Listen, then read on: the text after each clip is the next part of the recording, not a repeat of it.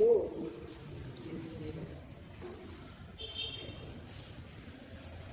علیکم ورحمۃ اللہ وبرکاتہ. وعلیکم السلام ورحمۃ اللہ وبرکاتہ. الحمد للہ رب العالمین والصلاة والسلام على سید الانبیاء والمرسلین وعلى آلہ واصحابہ اجمعین. اما بعد فاعوذ باللہ من الشیطان الرجیم. بسم اللہ الرحمن الرحیم.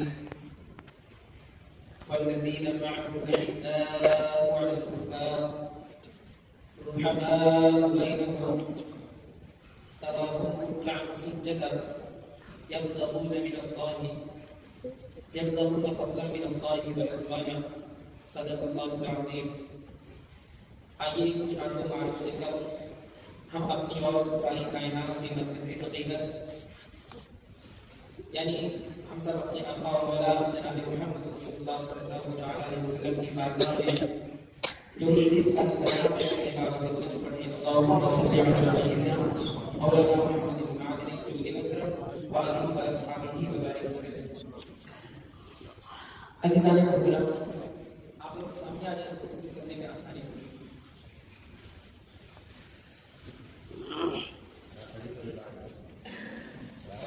بعد نماز عشاء محفل یوم صدیق اکبر کا تلاوت کلام اللہ سے آغاز ہوا اور نہایت بہترین کلام اور عشاقان نبی کے کلام ہم لوگوں نے سنا. پہلا کلام جناب مولانا ارشد القادری علامہ ارشد القادری علیہ الرحمہ کا ہم نے سنا اور اس کے بعد امام احمد رضا حضرت اللہ تعالیٰ عنہ کا اور ہمارے استاد محترم مولانا محمد قاسم صاحب کی منقبت سیدنا صدیق اکبر کی شان میں ہم نے سنا. اور واقعی میں یہ ایک چھوٹی سی بزم ہے، لیکن ہمارے مشرف کریم فرماتے ہیں کہ جس بزم میں حضور صلی اللہ تعالیٰ علیہ وسلم جس بزم کا تعلق اور نسبت حضور سے ہو، حضور کے غلاموں سے ہو، وہ چاہے تعداد میں کتنے ہی لوگ اس میں شرکت کریں مگر ایسے بزم چھوٹی نہیں ہوا کرتی. وہ بزم بڑی ہوا کرتی ہے، وہ عظیم محفل ہوا کرتی ہے. تو واقعی میں جب نعت پاک پڑھی جا رہی تھی تو ہمارے جو یہاں برادران اسلامی بیٹھے ہوئے ہیں، جو ہمارے برادری طریقت بیٹھے ہوئے ہیں، ان کے دل میں سوز یہ محسوس کر رہے ہیں. میں نے دیکھا کہ کچھ لوگوں کی آنکھوں میں آنسو چل رہے ہیں. یہیں پہ بیٹھی اس چھوٹی سی محفل کی میں بات کروں، مسجد میں بڑے رسول پہ کھڑے ہوئے. یہ حضور شیخ العالم کا کرم ہے کہ ہم لوگ گناہ گاروں کو نعت پاک سننے کا صدیقہ دے دیا اور ہمارے دلوں میں اس کی سوزش اور تپش محسوس ہو رہی ہے کہ واقعی میں کیا روحانیت ہوتی ہے، کیا نعت ہوتی ہے، کیا کلام اللہ کی تلاوت ہوتی ہے. ابھی ہم نے دیکھا ہے اللہ تعالیٰ سے دعا ہے اللہ تعالیٰ ایسے لوگوں کی اور ترقی عطا فرمائے، اور جو لوگ گناہوں کی وجہ سے ہم جیسے گنہگار لوگ گناہوں کی دبدب کی وجہ سے دلوں کا دھول اور گرد جم چکی ہے، ایسے لوگ کا اللہ تعالیٰ رسول اللہ کی توفیق عطا فرمائے اور ہم سب کو تزکیہ نفس اور تزکیہ قلب کی توفیق عطا فرمائے. عزیزان محترم، آپ لوگوں کو معلوم ہے کہ یہ محفل افضل البشر بعد الانبیاء بالتحقیق سیدنا صدیق اکبر رضی اللہ تعالیٰ عنہ کی مناسبت سے. آپ لوگ جمعے کے خطبے میں سنتے رہتے ہیں افضل البشر بعد الانبیاء بالتحقیق، یعنی انبیاء کرام علیہ السلام کے بعد جو سب سے افضل ذات ہے، جو سب سے افضل شخصیت ہے، وہ حضرت سیدنا صدیق اکبر رضی اللہ تعالیٰ عنہ ہے.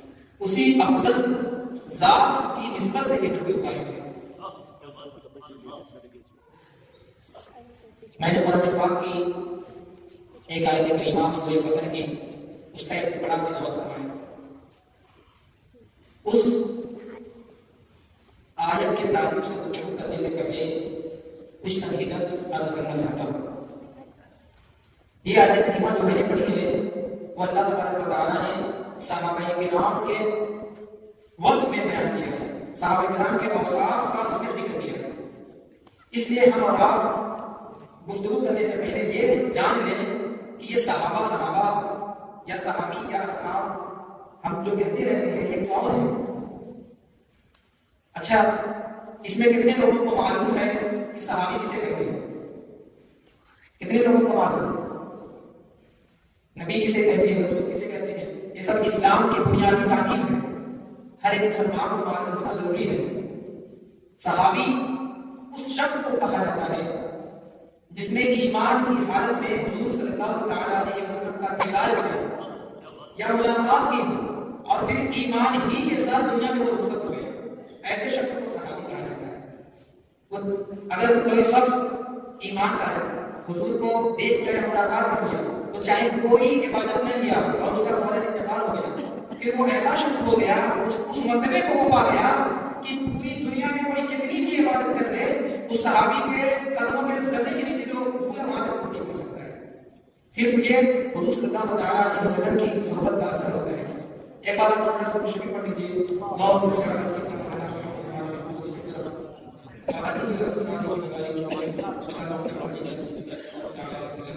ابھی میں نے بتایا کہ صحابی کسے کہتے ہیں؟ صحابی جو شخص ایمان کی حالت میں حضور کو دیکھ کے دیدار کر کے حضور کی ملاقات کا شرف پانا۔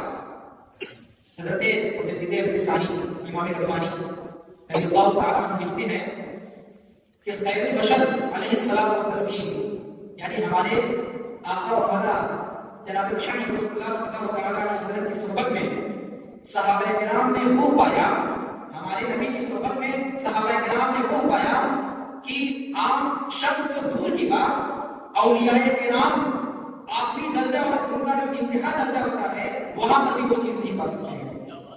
امام ربانی فرماتے ہیں صحابہ کرام نے حضور کی محفل میں حضور کی صحبت سے وہ چیز پائی کہ اولیاء کرام بھی عام شخص تو دور کی بات ہے، اولیاء کرام کا جو انتہا کا درجہ ہے، جو ان کا آخری درجہ ہے، اس درجے میں پہنچ کر بھی وہ چیز نہیں پا سکتے ہیں۔ تو یہ صحابی ہوتے ہیں۔ یہ کیوں ایسا ہوتا ہے؟ اس کی وجہ کیا ہے؟ اس کی وجہ یہ ہے کہ جو فضل صحبت ہوتی ہے، جو صحبت کا فیضان و کمال ہوتا ہے، فضائل ہوتے ہیں، وہ ہر چیز سے بلند اور بالا ہے۔ اسی لیے کہا جاتا ہے کہ ہمیشہ نیک صحبت میں رہا کریں۔ خواجہ معین الدین چشتی میری فرماتے ہیں کہ نیک کام کرنے سے بہتر ہے کہ انسان نیک لوگوں کی صحبت میں رہے، اور برے کام کرنے سے بدتر ہے کہ انسان لوگوں کے ساتھ رہے۔ سوچ لیجیے صحبت کا کیا کمال اور کیا اثر ہوتا ہے۔ اسی لیے جیسی صحبت ویسی سنگت کا یہ معاملہ ہے۔ تو یہ رہی بات صحابی کی، اور صحابی کیسے کوئی ہوتا ہے اس کے متعلق گفتگو ہوئی۔ اتنے سے آپ لوگوں کو یہ سمجھ میں آ گیا ہوگا کہ انبیاء کرام کی جماعت کے بعد یہی وہ جماعت ہے جو ساری مخلوقات میں اللہ تعالیٰ کے نزدیک مقرر ہے، اللہ تعالیٰ کے نزدیک اعلیٰ ہے۔ یہی جماعت صحابہ کرام کی جماعت۔ اب ہم یہی مطلب جو شخص جتنا اعلیٰ ہوتا ہے اس کی عبادت بھی اتنی اعلیٰ ہوتی ہے۔ حدیث پاک میں آتا ہے کہ کوئی صحابی، چاہے کوئی صحابی ہو، اگر ایک مد 1 کلو کے برابر ہوتا ہے تقریباً، اللہ کے نام میں وہ خرچ کر دے، اور کوئی غیر صحابی اس کے علاوہ کوئی دوسرا شخص پہاڑ برابر سونا بھی اللہ کے نام میں خرچ کر دے، پھر بھی اس ایک مٹھی جو برابر نہیں کر سکتا، برابری نہیں کر سکتا۔ صحابہ کرام کا وہ مرتبہ ہوتا ہے۔ آج ہم کتنی آسانی سے صحابہ کرام کی بات، جو مشاجرات ہیں یا ان کے درمیان کے جو اجتہادی اختلافات ہیں، اس میں ہم لوگ پڑ جاتے ہیں اور اپنے ایمان کا سودا کر بیٹھتے ہیں۔ مسلمانوں، صحابہ کرام کی بارگاہوں میں کبھی بھی سبق درازی نہیں کیا کرتے۔ ان کی بارگاہوں میں سبق درازی اور انگشت نمائی کرنا، یہ اپنے ایمان کو داؤ پہ لگانا ہے، فوراً ایمان ٹوٹا جائے گا۔ اب ہم یہ بات کریں گے کہ صحابہ کرام کی جماعت جو ہے، انبیاء کرام کی جماعت کے بعد سب سے اعلیٰ ہے، لیکن ان جماعت میں کچھ ایسے لوگ ہیں کہ جو تمام جماعت اور تمام لوگوں پر فائق اور اعلیٰ ہے۔ جیسا کہ میں نے آیت کریمہ پڑھی، یہ اسی جماعت کی صفت بیان کرتی ہے۔ میں نے پڑھا تھا وَالَّذِينَ مَعَهُمْ أَشِدَّاءُ عَلَى الْكُفَّارِ رُحَمَاءُ بَيْنَهُمْ تَرَاهُمْ رُكَّعًا سُجَّدًا يَبْتَغُونَ فَضْلًا مِنَ اللَّهِ وَرِضْوَانًا۔ یہ جو آیت کریمہ ہے قرآن پاک کی، صحابہ کرام کے اوصاف بیان کرتی ہے، صحابہ کرام کی خوبی بیان کرتی ہے۔ جو صحابہ کرام ہیں، قرآن پاک کہتا ہے کہ اللہ کہ رسول صلی اللہ تعالیٰ علیہ وسلم کے جو اصحاب ہیں، اشداء علی الکفار، وہ کافروں پر سخت ہیں، رحماء بینہم، آپس میں نرم دل ہیں، مشفق و مہربان ہیں، تراہم رکعا سجدا، تم ان کو نمازیں پڑھتے ہوئے، عبادات کرتے ہوئے دیکھو گے۔ اور یہ عبادتیں کیوں کرتے ہیں؟ یبتغون فضلا من اللہ ورضوانا، اللہ تبارک و تعالیٰ کے لیے پڑھتے ہیں، اللہ تعالیٰ کی رضا کے لیے پڑھتے ہیں۔ یہ ان کی نشانی ہے، یہ ان کی خوبی ہے۔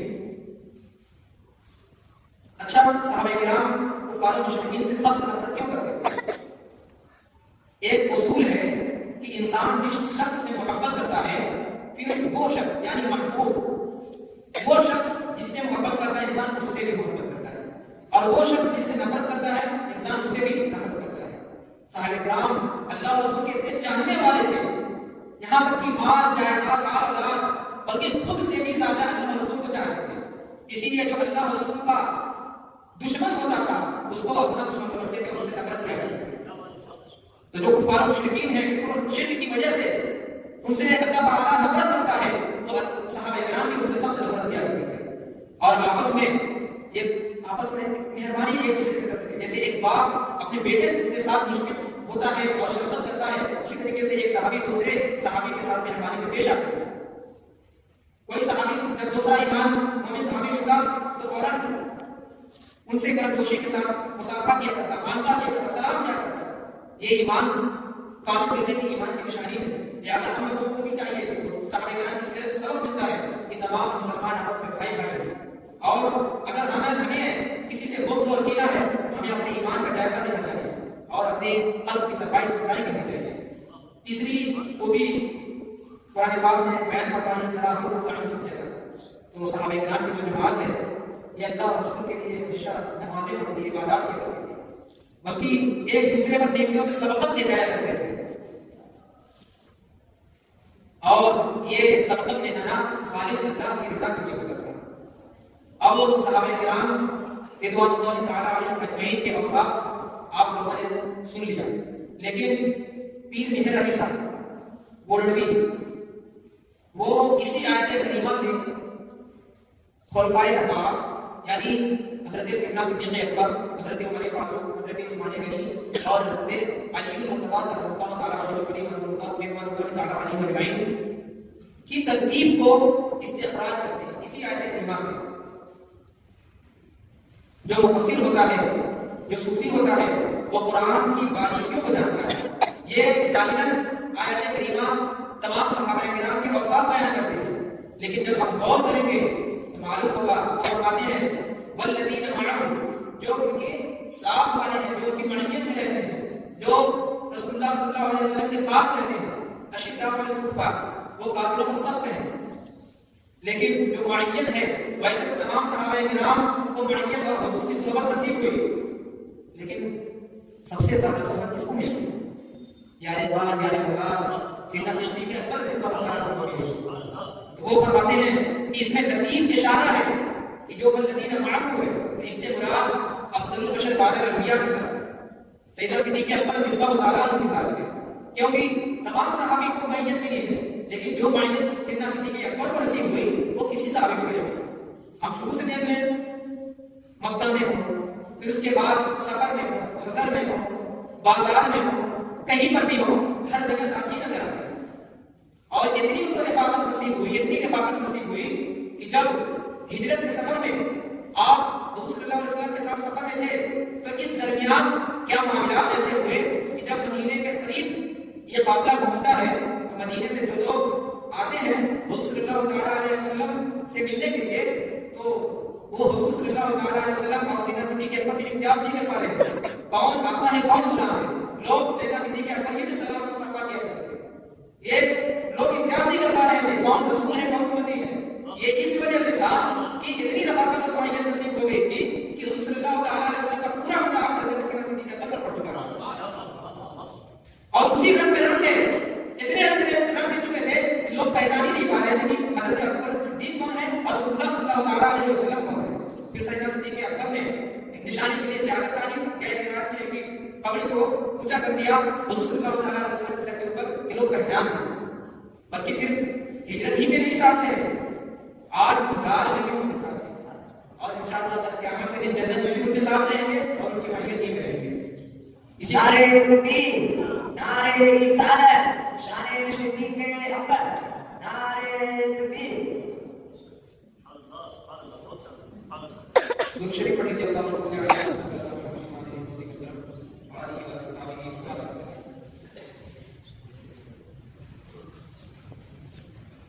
تو میں بتا رہا تھا کہ سیدنا صدیق اکبر رضی اللہ تعالیٰ عنہ کو بہت زیادہ صحبت اور حضور صلی اللہ علیہ وسلم کی رفاقت نصیب ہوئی۔ دوسری جگہ ہم آ جاتے ہیں اشداء علی الکفار۔ ویسے تو سارے صحابہ کرام کافروں پر سخت ہیں اور شدید ان کے ساتھ سخت معاملہ فرماتے تھے، لیکن خلیفہ دوم خلیفہ ثانی حضرت عمر فاروق رضی اللہ تعالیٰ عنہ سب سے زیادہ اس صفت میں نظر آتے ہیں۔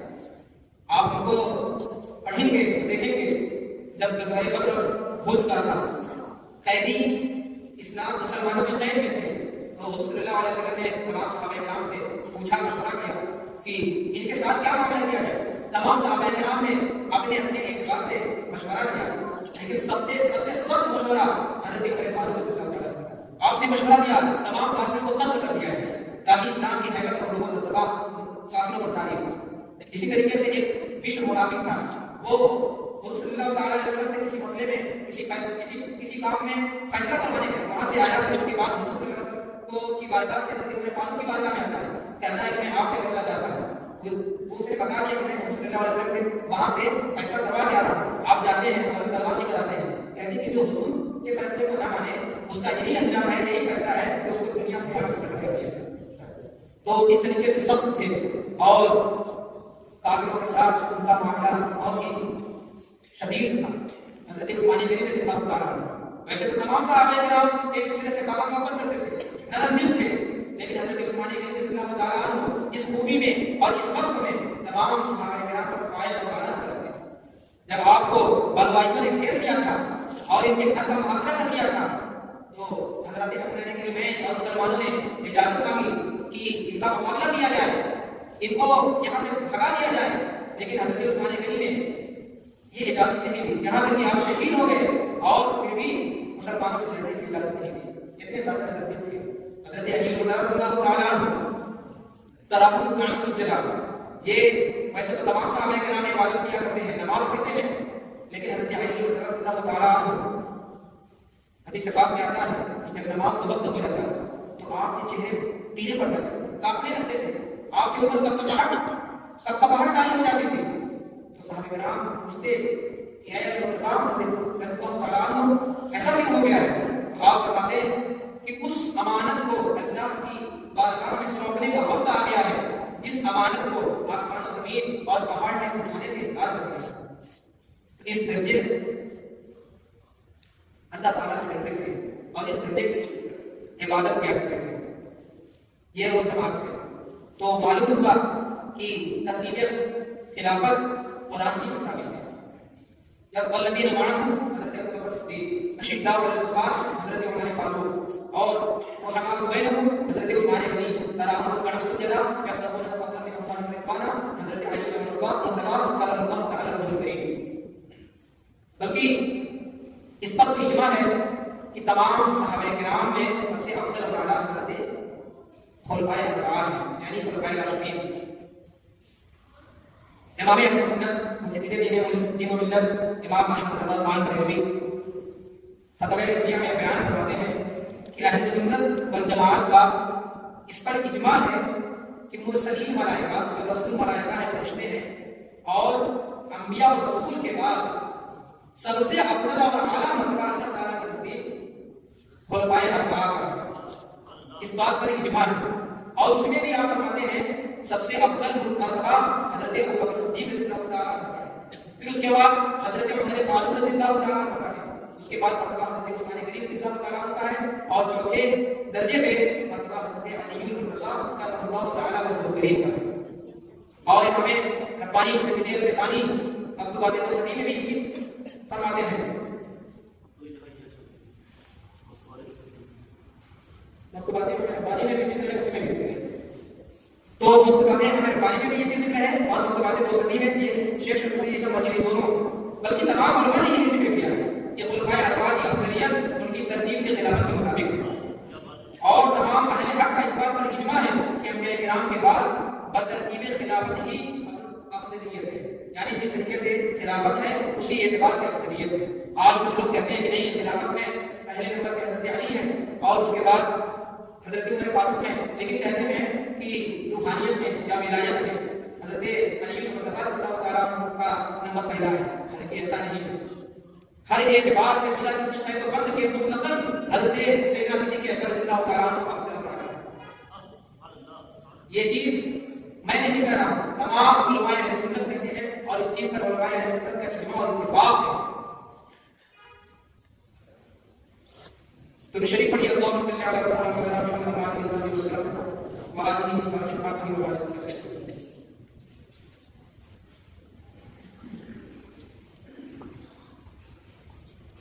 صحابہ کرام رضی اللہ تعالیٰ عنہم اجمعین، یہ جماعت عظیم جماعت ہے، اور ہم اگر حدیث پاک پڑھیں، سیرت صحابہ پڑھیں گے تو معلوم ہوگا کہ جو ایمان ہم تک پہنچ چکا ہے اس کو پہنچانے میں کتنی محنتیں اور مشقتیں صحابہ کرام نے جھیلی ہیں۔ کسی کو کھولتے ہوئے تیل میں ڈال دیا گیا، کسی کوئی شہید ہوا، اسی طریقے سے بے شمار مشقتیں، کسی کو کھانا پانی بند کر دیا گیا، کسی کو اس کے گھر سے نکال دیا گیا۔ لہٰذا ہم اہل سنت والجماعت پر یہ ذمہ داری اور ہمارا فرض بنتا ہے کہ ہم ان کو خیر سے یاد کیا جائے اور نیکی کے ساتھ ان کا ذکر کیا جائے۔ میں اپنی بات کو اب اسی ایک منقبت پر ختم کروں گا۔ جناب حسن رضا بریلوی کی منقبت ہے، جس میں آخری میں صدیق اکبر کا ردیف اور قافیہ ہے، تو میں شعر پڑھوں گا، آپ لوگ کہیں گے صدیق اکبر کا۔ بیاں 19 زبان سے مرتبہ، بیاں 19 زبان سے مرتبہ ہے یاد ہمارے محبوب خدا، الہی رحم فرما خادم صدیق اکبر ہوں، الہی رحم فرما خادم صدیق اکبر ہوں، تیری رحمت کے صدقے واسطہ، تیری رحمت کے صدقے واسطہ۔ رسول اور انبیاء کے بعد افضل جو ہو عالم میں، رسول اور انبیاء کے بعد افضل جو ہو عالم میں، یہ عالم میں ہے کس کا مرتبہ، یہ عالم میں ہے کس کا مرتبہ۔ گدا صدیق اکبر کا خدا سے فضل پاتا ہے، گدا صدیق اکبر کا خدا سے فضل پاتا ہے، خدا سے فضل سے ہم ہیں گدا، خدا کے فضل سے ہم ہیں گدا۔ نبی اور خدا کا مدح کو صدیق اکبر ہے، نبی اور خدا کا مدح کو صدیق اکبر ہے، نبی صدیق اکبر کا خدا صدیق اکبر کا، نبی صدیق اکبر کا خدا صدیق اکبر کا۔ خدا اکرام فرماتا ہے اتقا کہہ کر قرآن میں، خدا اکرام فرماتا ہے اتقا کہہ کر قرآن میں، کرے پھر کیوں نہ اکرام اتقیا، کرے پھر کیوں نہ اکرام اتقیا۔ ہوئے فاروق و عثمان و علی جب داخل بیعت، ہوئے فاروق و عثمان و علی جب داخل بیعت، ہوا فخر سلاسل سلسلہ، ہوا بنا فخر سلاسل سلسلہ۔ علی ہے اس کے دشمن اور وہ دشمن علی کا ہے، علی ہے اس کے دشمن اور وہ دشمن علی کا ہے۔ جو دشمن عقل کا دشمن ہو، جو دشمن عقل کا دشمن ہوا صدیق اکبر کا، جو دشمن عقل کا دشمن ہوا صدیق اکبر کا۔ اللہ تبارک و تعالیٰ سے دعا ہے اللہ تبارک و تعالیٰ ہم سب کو سیدنا صدیق اکبر رضی اللہ تعالیٰ عنہ کے فیضانوں کمالات سے ہم سب کو مالامال فرمائے، اور ہم سب کو صحابہ کرام اور اہل بیت کرام سے بھی پناہ محبت عطا فرمائے۔ استغفر اللہ العظیم من كل ذنب واتوب الیہ، آخر دعوانا ان الحمد للہ رب العالمین۔ السلام علیکم۔